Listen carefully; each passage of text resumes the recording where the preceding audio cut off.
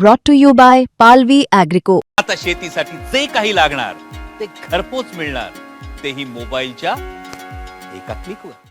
जेव्हा रेवतीचं लग्न ठरलंय हे सांगण्यासाठी पवार साहेबांनी अजितदादांना फोन केला, तर पवार साहेब काय बोलतात हे दादांना कळत नव्हतं. आणि ही ती परिस्थिती बघितल्यानंतर दादांच्या डोळ्यात पाणी मी बघितलेलं आहे.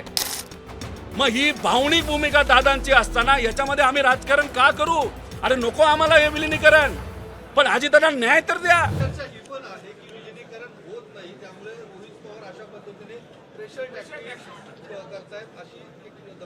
सगळ्यात पहिल्यांदा मी म्हणलो होतो विलिनीकरण आता काही फायदा नाही, आम्हाला करायचं पण नाही, कारण का दादाची भावनिक इच्छा होती की पवार साहेबांचं वय बघता पवार साहेबांबरोबर एकत्रित येणं ही त्यांची भावनिक इच्छा होती. 18व्या वर्षी अजितदादांचे वडील हे वारले.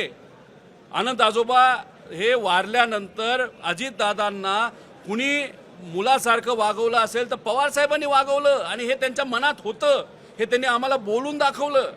जेव्हा रेवतीचं लग्न ठरलंय हे सांगण्यासाठी पवार साहेबांनी अजितदादांना फोन केला, मी तिथं होतो, पण पवार साहेबांना कफ असल्यामुळे पवार साहेबांना बोलता येत नव्हतं. पवार साहेब काय बोलतात हे दादांना कळत नव्हतं. आणि ही ती परिस्थिती बघितल्यानंतर दादांच्या डोळ्यात पाणी मी बघितलेलं आहे.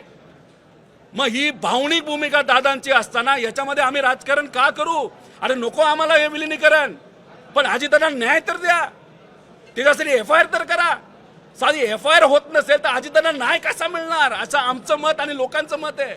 नाही, अनेक बारामतीकरांचं असं म्हणणं आहे की दादांनी एवढे आमदार केले, खासदार केले, रोहित पवार आणि मिटकरी सोडले तर एकही आमदार यावरती बोलायला तयार नाही, आवाज उठवायला तयार नाही. वाटतं तुम्हाला ही सगळी शोकांतिका आहे? बघा, अजितदादांच्या विरोधात या बारामती मतदारसंघातून कोण उभं होतं? युगेंद्र इथं आहे. मला पहिलं जिल्हा परिषदेचं तिकीट दादांनी दिलं, मला आमदारकीचं तिकीट दादांनी दिलं.